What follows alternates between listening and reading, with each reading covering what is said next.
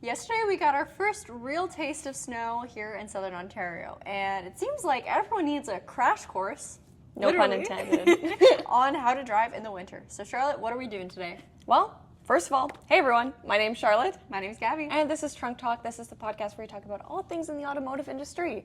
And we have taken a little bit of a break from this podcast. Oh, yeah, but we do it in the back of our trunk, guys. Should we start over? Yeah. Okay. Okay. Okay, go. Ready? Yesterday we got our first taste of snowfall here in the Brantford, Hamilton region of Ontario. And it seems like everyone needs a little bit of a crash course No pun intended. in how to drive in the snow or wintry conditions. So Charlotte, what are we doing today? Well, hey everyone, my name is Charlotte. I'm Gabi. And this is Trunk Talk. This is the show where we talk about everything in the automotive industry, and we do it In the back of a car or No the way. trunk of a car. No way. Now, we've taken a little bit of a break from filming these, but we are back with a very relevant topic. Yes. And that is all about winter driving, but also winterizing your vehicle. And there is quite a lot to unpack here. So what are we talking about today? So Charlotte's going to start off with some maintenance tips when it comes to your actual vehicle. And I'm not just talking about your daily driver. We're also talking motorcycles, maybe even if you have a summer bummer that you want to keep ready for the wintertime.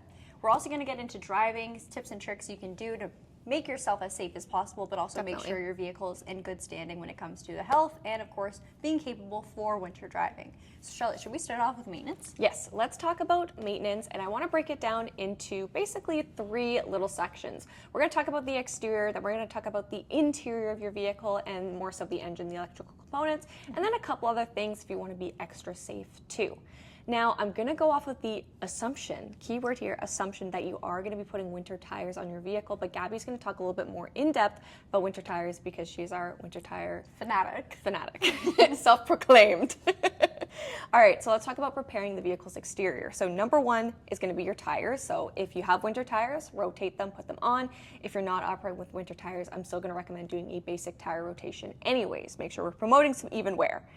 Also, when it comes to the exterior of your vehicle, is do things with your wheels like checking the tread depth. You know, make sure that if you have snow tires, that there's enough tread on them. They're not bald. Yeah, we don't want to operate with like 2 millimeters, guys. That's not what the stopping power, so good for that. So good. But then also make sure that you check your tire pressure too. Obviously, a lot of people are going to know that as the temperature decreases, it's going to freeze up those molecules. They're not going to be moving around as much, and they're going to kind of shrink up a little bit, which means your tire pressure is probably going to come down. So double check your tire pressure. If you have TPMS, you're going to be able to see it right on your screen ahead of you. And then if it does come down, if you want to reset your tire pressure from the inside, just fill it up to the recommended or a little bit over the recommended PSI, and it's going to regulate and reset itself.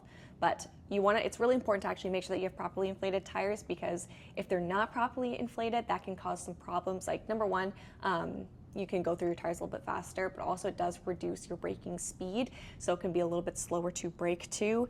And we want to make sure that you're not skidding super easily. That's actually a really good point, because I know a lot of people, me myself included, don't get TPMS in their winters. So if you're not checking the tires yourselves, you have no real indication other than maybe your maneuverability and handling isn't as good. So make sure you check your tires. That's a really good point. Check them. You can ask someone to do it for you. If you have TPMS in your winters, your car will do it for you. Good for you. If not, you can get a tool on Amazon to do it. It's not that hard. Or you can just ask your dealer as they're putting them on to make sure that they're properly inflated. For the exterior object or place on the vehicle, number 2 has to do with our windscreen.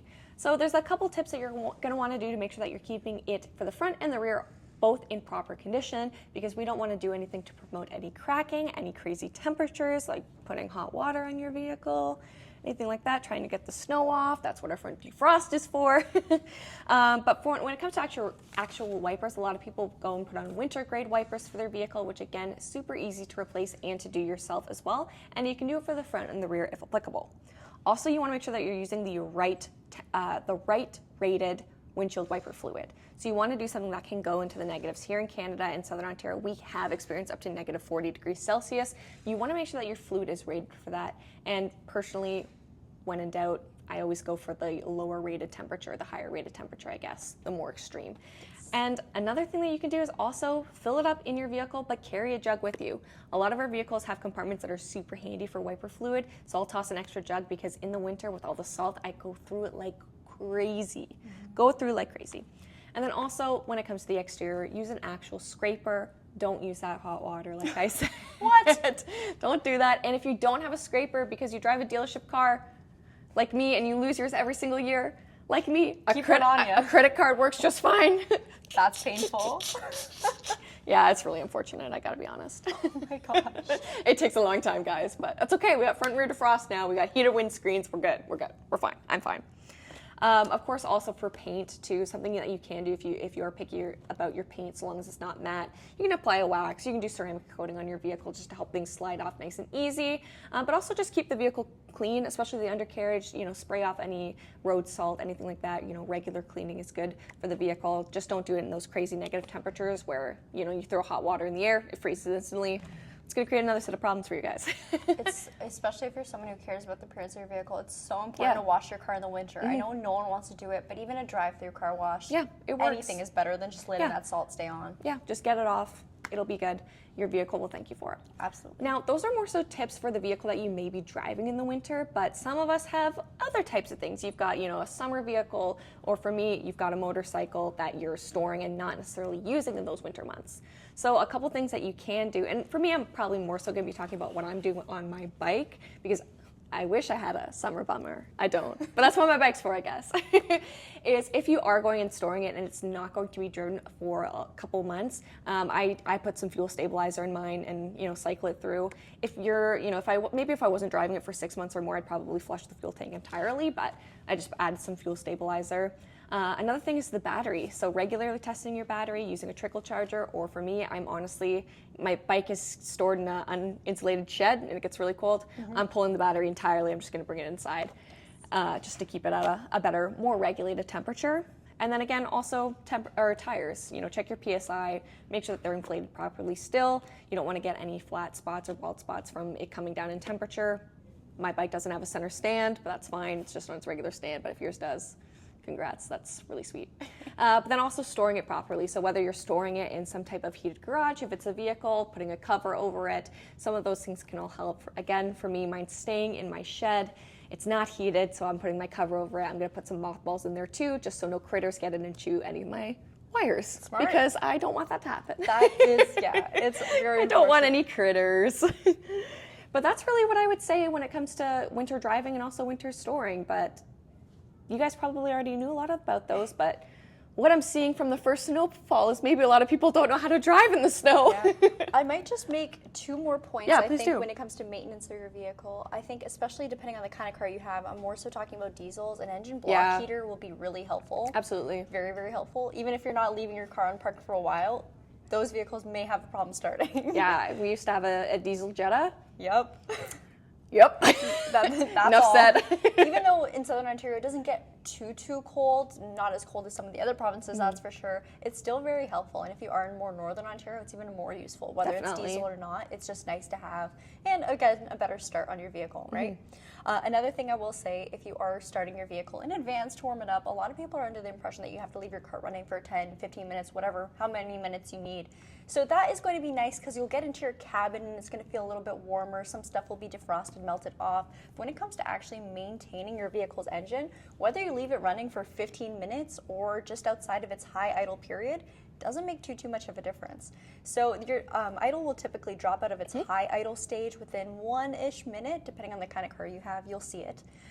Once you're past that minute phase or you just notice your RPMs have dropped down a little bit, you can actually drive your car. Again, it may not be as comfortable as letting everything warm up for a while, but it's going to be a little bit more efficient to just get moving because when your car is driving, that heat is going to kick on way faster.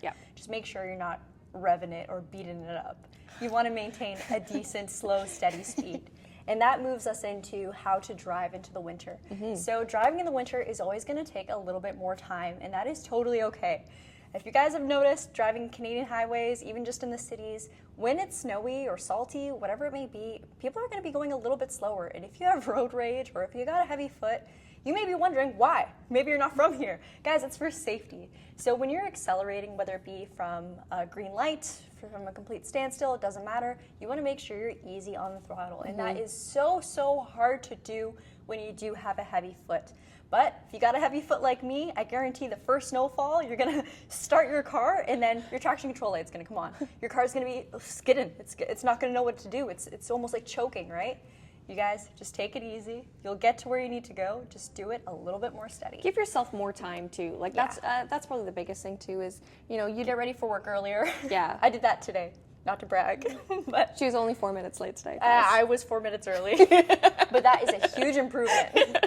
So yes, give yourself a little bit more time to drive. You don't have to spend all that time letting your car warm up in your driveway. You can start driving. Just again, give yourself time. Braking is the most important part of winter driving. Definitely. And a lot of your braking power is going to come down to the only portion of your vehicle that should be connected to the road, your tires. So that's why I am such a big advocate for winter tires. It's not just for snowy roads, it's for icy roads, it's for slippery roads, it's for rain on a cold day. It is going to provide you with so much more traction than an all-season or summer tire. And the reason for that is actually the way that the tires are built. So when you're working with an all-season or summer tire, the rubber compound is a lot harder. And when the temperatures drop, it's going to stiffen, and there are not going to be as many grabbing points to the road. So you're going to have a lot less grip and a lot less traction, regardless of if there's snow on the ground or if it's just a wet road. Yep. Winter tires, on the other hand, are made of a much, much softer compound, so that's going to stay a lot more flexible when it comes to different road conditions. So whether it's salty roads, snowy roads, sleety roads, it's going to be able to hug that road better and provide you with more power to stop. The biggest thing I can say about winter tires, regardless of if your vehicle is rear-wheel drive, front-wheel drive, or all-wheel drive, is the fact that they will actually help you slow down and stop. All-wheel drive is what everyone thinks that they need. A lot of people go out with their big 4x4s, their all-wheel drive SUVs, and then they end up in the ditch. Yep. It is such an illusion of safety when in reality, all-wheel drive and four-wheel drive are only going to help you power through some things. So think if you're going up a hill, it's obviously going to give you a little bit better grippage and power to move you, but it's not going to do anything for you when it comes down to slowing down or stopping. In that instance, doesn't matter what kind of car you have, it matters on your tires. Yeah, definitely. Woo! That was a lot. that was a lot, right? A couple other things about winter tires is if you actually go and lay eyes on them is you can just see how much more aggressive the tread pattern is too, and then also how much deeper it is, meaning that snow can really get compacted in there, but there's still going to be appropriate grippage or gripping points on the road too. Like it's not just something we're saying or it's something that you can't see. Go and lay eyes on it for yourself. You'll see the difference when you compare a summer, all season, and a winter. It's going to be a lot more aggressive. You may notice, especially if there's a vehicle driving ahead of you or maybe beside you, you'll maybe see a lot of snow flying out of winter tires because they have exit points for the snow that accumulates within the tread. There's biting points that grip into snow, and then all that snow is going to fly out. So it's not going to stay there and be compacted the whole time, allowing your tire to actually be a tire and grab the ground. You know what I mean? It's not just going to hog all that snow and stick it on. Another good thing about winter tires is, again, they're going to help you regardless of if it's snowy or just icy. And where was I going with this? Winter tires help you if it's snowy or icy. Well, yeah, if it's facts. So agreed. So like I mentioned earlier, winter tires aren't just for the snow, it's for wintry conditions. And it's recommended that when temperatures are below or at around 7 or lower degrees for at least 7-ish days. So if it's been consecutive week of 3-degree weather, negative 2-degree weather, just maybe everything in between. Like your average daily temperature, 7 degrees or lower. Yeah, that's when you want to change over to your winter tires. Regardless of if there's no snow in the forecast for the next month, still get them on because you're going to hate when the first snowstorm comes and you still got your all seasons on.